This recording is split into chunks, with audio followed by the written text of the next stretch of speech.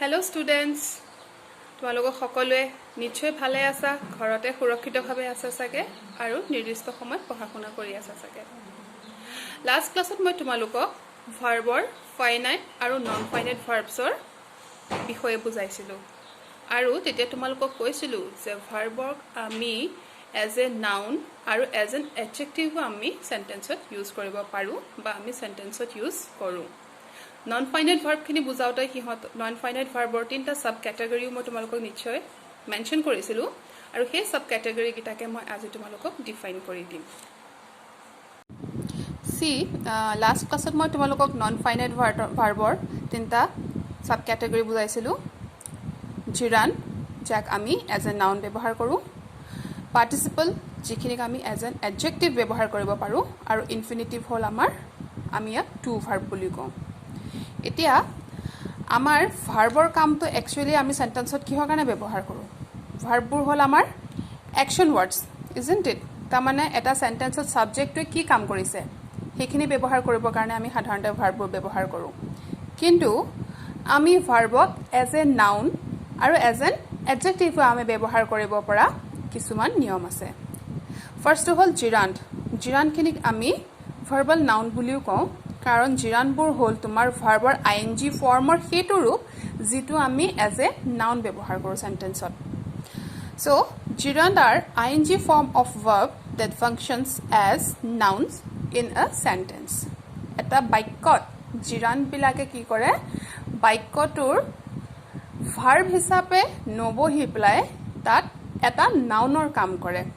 আমি এক্সাম্পল লৈ বুজুছোৱা first example তো আছে jogging is good for health second example tut ase singing is her hobby e duita bakyate jogging hol jogor ing form etu kot bohise tumar subject to jagat bohise as a noun bohise thik ekedore second sentence to singing to hoise tumar singer ing form he ing form verb he ing form to yat e bakyotut as a verb no bohi as a noun bohi play subject or jagat bohise aru ei duita bakyote amar main verb or jagat ase is jodio is to amar eta auxiliary verb but still in both of these sentences the is performing the activity of a main verb yat main verb or kam kori ase is e aru jogging aru singing jigita prokritote ভাৰ্বৰ ING form ইয়াত তেওঁলোকে as a noun বহিছে তাৰমানে আমি নাউনৰ দৰে ব্যৱহাৰ কৰিছে এওঁলোক দুজন এই দুটা শব্দ আৰু এই দুটা শব্দক আমি কি বুলি কওঁ জিৰান্ড তাৰমানে যেতিয়া ভাৰ্বৰ আইএনজি ফৰ্মক আমি ভাৰ্বৰ দৰে ব্যৱহাৰ নকৰি পেলাই সেন্টেন্সত নাউনৰ দৰে ব্যৱহাৰ কৰো তেতিয়া সেই ভাৰ্বৰ ফৰ্মটোক আমি জিৰান্ড বুলি কওঁ জিৰান্ড is also known as verbal noun যেটো মই কৈছিলো তোমালোকৰ আগত জিৰান্ডক আমি ভাৰ্বাল নাউন বুলিও কওঁ as it performs the work of a noun কাৰণ ই এটা নাউনৰ কাম কৰে it can be used as a subject as well as an object আমি জিৰান্ডক সাবজেক্টৰ জায়গাটো ব্যৱহাৰ কৰিব পাৰো আৰু অবজেক্টৰ জায়গাটো ব্যৱহাৰ কৰিব পাৰো ইয়াত মই কেইটামান এক্সাম্পলৰ জৰিয়তে কথাটো বুজাইছো চোৱা First sentence to ase hunting animal is a crime yat jirantu kot bohise subject to jagat bohise second sentence to chua Sita likes dancing second sentence to kintu jirantu tumar object to jagat bohise so he karone ami kobo paru je jirantu ami as a subject to ব্যবহার করিব পাৰো as an object to ব্যবহাৰ কৰিব পাৰো parking is not allowed here ইয়াটো আমি জিৰান্tu কেনেকে ব্যবহাৰ কৰিছো as a সাবজেক্ট ব্যৱহাৰ কৰিছো সো তোমালোকে সাগে নিশ্চয় বুজি পাইছা যে যেতিয়া ভাৰ্বৰ আইএনজি ফৰ্ম এটাক আমি এটা ভাৰ্বৰ দৰে ব্যৱহাৰ নকৰি পেলাই আমি তাক এজ এ নাউন ব্যৱহাৰ কৰো তেতিয়া হেতুক আমি জিৰান্ড বুলি কওঁ তাৰমানে জিৰান্ডৰ কামেই হল তোমাৰ এটা সেন্টেন্সত নাউনৰ কাম কৰা আৰু ই এজ এ সাবজেক্টটো বহিব পাৰে আৰু এজ এন অবজেক্টটো বহিব পাৰে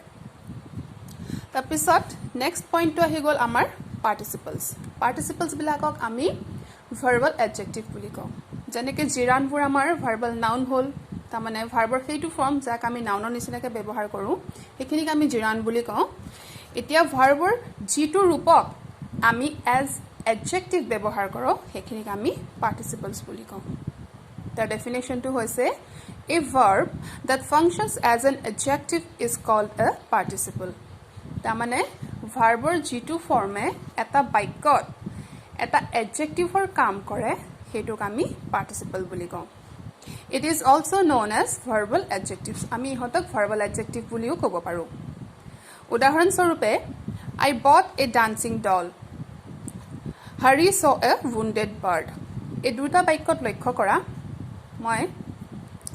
হাইলাইট কৰি দিয়া ওয়াৰ্ড গিটাত গুৰুত্ব দিয়া প্ৰথম সেন্টেন্সটো চোৱা I bought a dancing doll dancing to তোমাৰ ভাৰ্বৰ ing ফৰ্মত আছে যদিও এই বাক্যটোত ই এটা মেইন ভাৰ্বৰ কাম কৰা নাই বৰঞ্চ ডলটোৰ ক্যাৰেক্টাৰিষ্টিক্স খিনিহে ইয়াত বৰ্ণনা কৰিছে সো ডান্সিংটোৱে কি কৰিছে ডলটোৰ ক্যাৰেক্টাৰিষ্টিক্স বৰ্ণনা কৰিছে তাৰ মানে ই এটা এডজেক্টিভ হিচাপে বঢ়িছে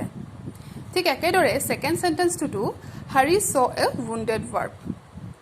Hariye কি দেখা পালে এটা wounded bird এটা আঘাতপ্ৰাপ্ত চৰাই দেখা পালে ইয়াতো ঠিক একেদৰে wounded শব্দটো এই ভাৰ্বটো আমি as a main verb use নকৰি পেলাই আমি বাৰ্ডৰ ক্যাৰেক্টাৰিষ্টিকটোহে বৰ্ণনা কৰিবৰ কাৰণে ব্যৱহাৰ কৰিছো so we can see in both the sentences these two words are used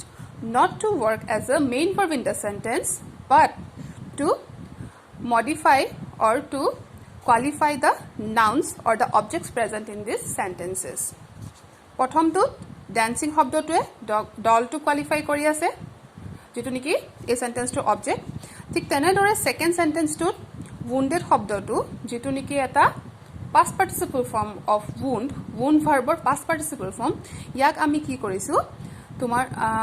verb to qualify কৰিবৰ কাৰণে ইউজ কৰিছো so in both these sentences these words are qualifying the object of the sentences so participles খিনিকো আমি দুই ভাগত ভাগ কৰিব পাৰো first হল present participle আৰু ইটো second টো হল past participle present participle ত থকা present participle যিখিনি verb আমি ইউজ কৰো সেন্টেন্সত as an adjective হিহঁতৰ characteristics খিনি হল হিহঁত সদায় কেনেকৈ থাকিব ing form of the verb ভাৰ্বৰ সদা ing ফৰ্মত থাকিব যেনেকৈ first সেন্টেন্সত I bought a dancing doll এটো আমাৰ প্ৰেজেন্ট পাৰ্টিসিপল ফৰ্মত আছিল এই সেন্টেন্সত এটো পাৰ্টিসিপলটো describes an incomplete action or state এটোৱে সদায় actionটো কমপ্লিট হোৱাটো নুবুজায় বৰঞ্চ সেই মুহূৰ্তত চলি থকাটো বুজায় ফৰ এক্সাম্পল যেনেকৈ dancing doll যেটো ডল কিনা হৈছে হেতু dancing it doesn't mean that it dance all the time হেতু কিছুমান সময় ডান্স কৰিব মানে কথাখাৰ কোৱা সময়ত মানে এই এক্টিভিটিটো পাৰফৰ্ম কৰি থকাটো বুজায় কিন্তু এটা কমপ্লিট অ্যাকশন কেতিয়া বুজাব নোৱাৰে আৰু এই সেন্টেন্সবোৰ সদায় এক্টিভ ইন ফৰ্ম সদায় এক্টিভ ফৰ্মতে থাকিব প্ৰেজেন্ট পাৰ্টিসিপল খিনি সেকেন্ড ক্যাটেগৰিটো হল আমাৰ পাস্ট পাৰ্টিসিপল বোৰ সদায় past participle form of the verb use কৰে তেওঁলোকে ভাৰ্বৰ সদায় past participle formত থাকে যেটো নেকি আমি উপৰ এক্সাম্পলটো দেখিছিলো Hari saw a wounded bird এই wounded শব্দটো আমাৰ আছিল ভাৰ্বৰ past participle formত the second characteristics to whole indicates a complete action or state এইখিনি participle আপোনাৰ সেন্টেন্সটোত থকা নাউনটোৰ এটা সম্পূৰ্ণ হৈ যোৱা অৱস্থা বা এটা সম্পূৰ্ণ হৈ যোৱা কামক বৰ্ণনা কৰে আৰু যদিহে ইয়াৰ ভাৰ্বটো এটা ট্ৰানজিটিভ ভাৰ্ব হয় তেতিয়া বাক্যটো সদায় প্যাসিভ ফৰ্মত থাকিব passive in form in case of transitive verbs transitive ভাৰ্বৰ ক্ষেত্ৰত এইবোৰ সদায় প্যাসিভ ভয়েসতে থাকিব সো আমি এতিয়া বুজি পালো যে ভাৰ্বক আমি কেনেকৈ এজ এন এডজেক্টিভ ইউজ কৰিব পাৰো সো ইয়াৰ কেইটামান মই আৰু এক্সাম্পল ইউজ কৰিছো দেখুৱাবলৈ লৈছো যেনেকৈ ব্লুমিং ফ্লাৱাৰ্স লুক বিউটিফুল ইয়াত আমি প্ৰেজেন্ট পাৰ্টিসিপল ইউজ কৰিছো ফ্লাৱাৰ্সৰ ক্যাৰেক্টাৰিষ্টিক্স বৰ্ণনা কৰিছে ব্লুমিংটোৱে সেকেন্ড সেন্টেন্সটো আছে he wrote the letter by his broken hand তেওঁ লেটাৰখন কিহেৰে লিখিছে তেওঁ ভগা হাতখনেৰে লিখিছে ইয়াত ব্ৰোকেন হ্যান্ডটোৱে কি কৰিছে হ্যান্ডকহে কোৱালিফাই কৰিছে কিন্তু মেইন ভাৰ্ব হিচাপে ইয়াত বহা নাই সেন্টেন্সটো থাৰ্ড সেন্টেন্সটো চক the wounded soldiers were admitted in the hospital যিসকল আহত সৈনিকসকলক কি কৰা হৈছিল হস্পিটেলত এডমিট কৰোৱা হৈছে ফ'ৰ্থ আছে sleeping children look very pretty চ' এই চাৰিটা বাক্যতে আমি হাইলাইট কৰি দিয়া ৱৰ্ডকেইটা যদিও আমাৰ ভাৰ্ব হয় তথাপিও এইকেইটা ভাৰ্ব আমাৰ পাৰ্টিচিপল ফৰ্মত আছে দুটা প্ৰেজেণ্ট পাৰ্টিচিপল ফৰ্মত দুটা পাষ্ট পাৰ্টিচিপল ফৰ্মত আৰু তেওঁলোক যদিও ভাৰ্বৰ ফৰ্ম হয় তথাপিও তেওঁলোকৰ সেন্টেন্সত এক্টিভিটিটো এজ এন এডজেক্টিভহে দেখুওৱা গৈছে এওঁলোক মেইন ভাৰ্বৰ দৰে কাম কৰা নাই বৰঞ্চ এডজেক্টিভৰ দৰে কাম কৰিছে মৰমৰ ছাত্ৰ ছাত্ৰীসকল আশা ৰাখিছোঁ এই ভিডিঅ'টোৱে তোমালোকক জিৰাণ্ডৰ বিষয়ে আৰু পাৰ্টিচিপলছখিনিৰ বিষয়ে এটা ধাৰণা দিবৰ কাৰণে সহায় হ'ব বুলি মই আশা ৰাখিছোঁ ভিডিঅ'টো ভালকৈ চাবা আৰু কিবা যদি ডাউট থাকে তোমালোকে মোক ফোনৰ যোগেদিয়ে হওক বা মেছেজ কৰি হওক তোমালোকে মোক সুধিব পাৰা ইয়াৰ পিছৰ ক্লাছটোত মই তোমালোকক পাৰ্টিচিপলছ ইউজ কৰি পেলাই আমি কেনেকৈ চিন্থেচিছ অফ চেণ্টেন্স কৰিব পাৰোঁ তাৰ বিষয়ে এটা ধাৰণা দিবলৈ চেষ্টা কৰিম আজিৰ কাৰণে আহিছোঁ